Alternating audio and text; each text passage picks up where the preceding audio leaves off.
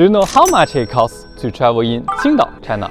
你好, welcome to 徐霞客 China Travel Channel. Today we're exploring a major coastal city in eastern China, Qingdao. With a population over 10 million, the world-class port city has repeatedly ranked as one of the most livable cities in China. My budget is $100, which is equivalent to 728 RMB. Let's see how much fun we can have in Qingdao with this amount. Qingdao is the third largest city in northern China, following Beijing and Tianjin, both of which are municipalities. This means they hold a higher administrative status in China's government system. As a result, China will allocate more resources to their development. Qingdao, on the other hand, is not a municipality. It belongs to Shandong province and isn't even the provincial capital. Why is that? Well, it all comes down to Qingdao's strategic location and favorable climate. Qingdao is a vibrant coastal city with distinct seasons and pleasant climate. Unlike many other cities in China that experience extreme heat in the summer, Qingdao has an average temperature of just 23 to 28 degrees Celsius, only a few days exceeding 30 degrees. This makes perfect summer retreat, attracting countless visitors every year. At the same time, Qingdao boasts world-class port facilities.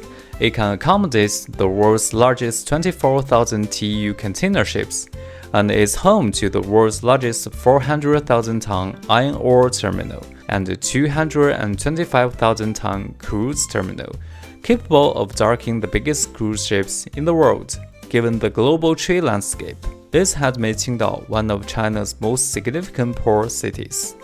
I think the best time to visit Qingdao is in May, June, and September, when the weather is most comfortable. More importantly, traveling during this month allows you to avoid China's peak tourist season, skipping the long restaurant queues and high hotel prices while fully enjoying the charm of the city. Qingdao has a highly convenient transportation network. It boasts a 4F-class international airport, offering multiple Asian and intercontinental flights. Additionally, you can easily transfer through major Chinese hubs like Beijing and Shanghai, making the journey to Qingdao smooth and hassle-free. The city also has 5 high-speed railway stations, but if you are visiting for tourism, I highly recommend arriving at Qingdao railway station. The moment you step off the train, you can dive straight into your Qingdao adventure. We are kicking off our Qingdao adventure right here at Qingdao railway station. This station has a classic German-style design, and that's because it was actually originally built by Germans. Over 100 years ago, Qingdao was just a small fishing village. In 1891, the Qing government set up military base here and built some fortifications, officially putting Qingdao on the map. Then from 1898 to 1914, Qingdao was under German rule for 17 years. During that time, they built a lot of modern infrastructure, and this railway station is one of the most iconic landmarks from that era. The Germans built Qingdao using European garden city model, and at the same time, they also constructed an advanced drainage system, which is why people say that no matter how heavy the rain gets, the old town never floods. Qingdao railway station is just 150 meters from the coast, making it the closest train station to the sea in China. Stepping outside, and you'll be greeted by the stunning ocean view. So let's go check out the ocean. After a 5 minutes long journey, we finally made it to the seaside. Oh, the sea breeze is incredibly refreshing. This spot is where most visitors began their trip to Qingdao. Back in 1891, the Qing government built Tsingtao pier, completing it in just 1 year. Originally, it served as a naval pier, but during the German occupation, it was used for cargo transport. Today, the pier stretches 440 meters into the sea and has undergone multiple upgrades and renovations. At the very end, you find the traditional Chinese octagonal pavilion called Huilan Pavilion, built in 1931. It sits on a semicircular breakwater, adding to the pier's iconic charm. We've now reached the southernmost point of Tsingtao pier. From the westmost edge of the shoreline to the small island at the southeast end, we can see a crescent-shaped bay called Qingdao Bay. This was also the regional center of Qingdao City. The city's name actually comes from this small island. The island is lush with trees, and when you look at it from a distance, it has bluish green color. In Chinese, Qing refers to the color, which is why the island was originally called Little Qing Island.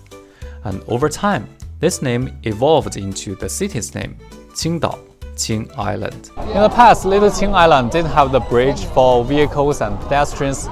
People could only reach the island by boat. Looking toward the shore from Zhanqiao Pier, you can see the old district of Qingdao, which was planted and built by the Germans. Some Germans say that this place feels even more German than Germany itself. Exploring Qingdao's old town is actually quite simple. Just follow the logic behind how the Germans built the city. First of all, they actually want to build the city well. The top German official at the time needs a proper office. Just like modern city hall, grand, symmetrical, and facing the sea with a beautiful view. That's how the governor's building came to be. But after work, the governor needed a place to go home, right? That's where the governor's mansion comes in. Its designer was a young architect who liked to break the rules, so he mixed different styles together, turning it into the masterpiece that has stood the test of time. Then there was the second in command who needed a house too. The locals call this the second admiral's house, since it was home to the governor's deputy. Next, we have the barracks for other officers and soldiers. The Bismarck Barracks, right here. One of the most famous historic buildings in Qingdao is Anna Villa. It was built by a young German entrepreneur, Kepler, who came here fresh out of school to start a brick factory. Just 2 years later, he had already made enough money to buy land and build this stunning Baroque-style villa. For visitors back then, there were several accommodation options. If you were on a budget, you could stay at Pension Luther, an apartment-style lodge. If you had more to spend, you might check into Marquis restaurant. If you wanted to step straight into the sea for a swim, the best choice was Seashore Hotel, which was right across from the August Victoria Seaside bathing area, what we now call Qingdao's first bathing beach. Of course, high-ranking officials at the time needed a place to socialize and wind. That's where the Qingdao Club came in. It right across the street of Zhanqiao Pier. However, ordinary soldiers weren't allowed inside, so a separate sailors' club was built just for them. It was later confirmed that this was the first cinema in China. But the German soldiers were not easy to please. If there was one thing they couldn't go without, it was beer. So in 1903, the Germania Brewery was established in Qingdao. This was the predecessor of Qingdao beer. And now, we are heading to the very first brewery, which is now the Qingdao Beer Museum. Here I am at the Qingdao Beer Museum, and yes, there's an entrance fee. A single ticket costs 60 RMB, so my budget just took a 60 RMB hit. But trust me, you won't regret coming here, because this might just be the most worthwhile ticketed attraction or museum out there. Why? Let's go find out! This is Qingdao Beer's very first brewery. Qingdao Beer actually have 5 breweries in the city, and each one produces beer with its own unique flavor. From the outside, you can already see tons of beer-related elements. These massive beer tanks, a fountain shaped like a beer mug and bottle, and of course, all kinds of beer decorations. This Chinese sculpture is the famous galloping horse treading on a flying swallow. If you take a closer look, you notice the horse's legs are moving in sync. People say that means it runs super fast. Now we are stepping into the Qingdao Beer Museum. According to the counter, we are visitor number 14,284,266. The first exhibition hall shows a lot of historic stuff about the brewery. There's even a hand-drawn map of early Qingdao. Over here, some vintage beer ads, including this one based on a super famous story from the Three Kingdom era called Oath of the Peach Garden. There's a saying in Qingdao, locals love 3 things: drinking beer, eating clams, and taking a sea bath. Alright, let's move to the second hall. This area shows the brewing equipment they used back in the day and explains the history and techniques of beer making. And here is a bear hugging a beer bottle. So cute. Now we are walking above the modern production area. Everything here is automated. The workers kind of feel like actors too. operating machines will also be on display. Here you can see all the beer products currently being sold. And this part is all the creative beer-themed products. Beer mints have different flavors. Beer mask. Hops tea, hop-scented soups, beer perfumes, and even cute beer mascots. This one looks like a seagull, which is a big symbol of Qingdao too. And there's a panda and there's a bear holding a beer bottle too. Now, let's move on to the best part, free beer testing.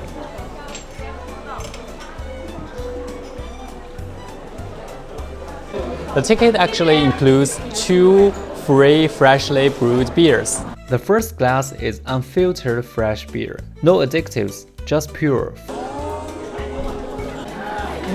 That's refreshing. The second glass is stout beer. It has stronger taste with bitterness compared to regular beer. The total cost for the Qingdao Beer Museum was 60 RMB. And now, let's continue our adventure. Oh, I haven't counted my transportation costs within the city yet. Qingdao has a well-developed metro and public transportation network, making it easy to get around. A one-way ticket costs between 1 and 12 RMB, depending on the distance. If you spend 12 RMB, you can ride across the entire city, over 60 metro stops and a distance of 160 kilometers. But if you love the seaside, I highly recommend walking, so make sure to wear a comfortable pair of shoes. Also, don't forget sun protection, because the sun by the sea can be really intense. Now, let's head to our next stop, Signal Hill. There are 2 must-visit hills in the downtown Qingdao, both offering stunning views of the city's unique landscape. Signal Hill and Xiaoyu Hill, Little Fish Hill. You can choose either one. So we've decided to visit Signal Hill. The Chinese name is 信号山. Its shape is super cute. Doesn't it look like a cartoon character with a big mouth at the bottom and eye on the top? Or maybe it reminds you of 3 giant mushrooms. Back in the German colonial period, Signal Hill was used to send weather and wind signals to ships using different flags. These days, it's been turned into a park. Although it's located right in the center of the old town, you can get an amazing panoramic view of Qingdao from up here. In China, there's a classic phrase used to describe Qingdao: red rooftops, green trees, blue sea, and blue sky. It's early spring right now, so the trees haven't grown their leaves yet. But give it a couple of more weeks, and Qingdao's gonna look even more amazing. This must be a famous toilet. This toilet has 3 stars. There's a rotating restaurant at the top, but it requires a ticket. Let's move on to our next stop. I'm here at the August Victoria Seaside bathing area, what we now call Qingdao's first bathing beach. Actually, the names of Qingdao's beaches are quite interesting. In most places, they are simply called beaches, but here in Qingdao, they are known as seawater bathing beaches, because locals refer to swimming in the sea as taking a sea bath. Qingdao actually have 9 seawater bathing beaches, spread across different districts. Swimming here is only allowed during the designated summer season, as the water temperature is too low for most of the year. Each beach varies in size and sand texture, but I personally recommend this one. From here, if you look west, you see Qingdao's old town, while on the other side, you find the modern skyline of the new city. Doesn't it feel like traveling through time? All the seawater bathing beaches are free of charge. However, if you need to rent a sun umbrella or a lounge chair, take a shower at the nearby bathhouses, or rinse off your feet after walking on the sand, you need to pay a small fee. See those older gentlemen laying there in the sun? We call them chocolate older gentlemen, because they get really tan in the summer, almost chocolate brown. At the beaches in Qingdao, you can actually tell who's a local just by how dark they are. Now, let's go taste some local delicacies. By the way, I spent a total of 60 RMB on transportation this morning. Today we are dining at a restaurant specializing in Qingdao cuisine. Now I'm using my phone to order food. on the WeChat mini program. I'll go with this. In many restaurants in China, all you need is your phone to order food, and in no time, it will be delivered right to your table. The first dish is sea intestine rice. This dish is a Qingdao classic. Sea intestines might look unusual, but they are a local delicacy. Legend has it that an Asian chef used them as a natural MSG, and that trick kept them in charge of the emperor's kitchen for years. This is so good. The second dish is oil splash yellow croaker. The white yellow croaker is the most expensive sea fish in China. It can sell for up to 20,000 RMB per kilo. Of course, what we are eating is the farm canned. So fresh. Qingdao even built a massive ship just for raising yellow croakers. The third dish is stir-fried clams. Remember that picture we saw at the beer museum? Clams are a local favorite here in Qingdao. This meal costs us 118 RMB. Now let's head to our next stop. Next up, we are in the heart of Qingdao city center. Just look at all these skyscrapers. This is a must-visit spot in Qingdao, the Qingdao Olympic Sailing Center, which was the venue for the 2008 Beijing Olympic sailing events. Here, you can easily hop on a boat and head out to sea, which is quite rare in Chinese cities. You can buy official tickets to ride different types of boats, such as speedboats, sailboats, or yachts, and enjoy the view of Qingdao from the sea. Or you can sit with us on a luxury yacht, like this 82-foot Italian Asmo yacht, or go fishing on a sport fishing boat. Boat rides require a ticket, but if you are here for a stroll, there's no entrance fee. The best time to visit is in the late afternoon, when you can catch the stunning orange sea sunset. Now we have arrived at Xiaomai Island, a popular Instagram-worthy spot in Qingdao. Chinese people often describe this island as artsy and a hidden coastal gem, a perfect place to sit on the grass, gaze at the sea, and let your mind wander. There's no entrance fees and no commercial activities here. Looking west, there is a young marina. At the entrance, there is a tall golden statue of Mazu, a deity in Chinese folklore believed to protect boats and sailors. We also have several fishing boats docked here, making this one of the best fishing marinas in Qingdao. Looking east, you can see Laoshan Mountain, one of China's most famous tallest mountains, rising over 1,000 meters straight from the sea. It's truly a breathtaking sight. If you are interested in hiking, I'd recommend setting aside 1 to 2 days to fully explore it. Alright, it's time to find something to eat. Earlier, we visited Qingdao Beer Museum, and tonight we've come to Qingdao Beer Restaurant. This is the Qingdao Beer Restaurant. They serve local Qingdao dishes along with fresh Qingdao beer. A lot of the decorations here are actually things we've already seen at the beer museum.